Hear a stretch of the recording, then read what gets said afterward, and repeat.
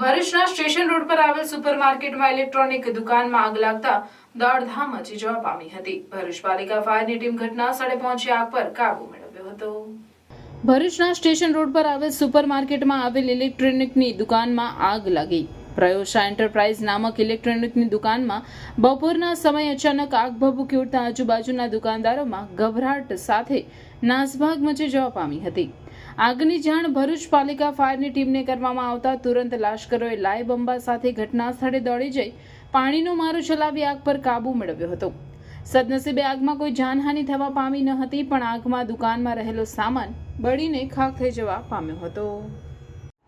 આજ રોજ ભરૂચ શહેરમાં આવેલ સુપરમાર્કેટમાં બપોરના 3:30ની આસપાસ પ્રયોશા ઇલેક્ટ્રોનિક નામની દુકાનમાં શોર્ટ સર્કિટના કારણે આગ લાગવાનો બનાવ બન્યો હતો, જેને કારણે ભરૂચ ફાયર બ્રિગેડમાં કંટ્રોલમાં જાણ થતાં ભરૂચ ફાયર બ્રિગેડની 2 ગાડીઓ સ્ટાફ સહિત તાત્કાલિક આવી ઘટના સ્થળ પર આગને કાબૂમાં કરેલ છે.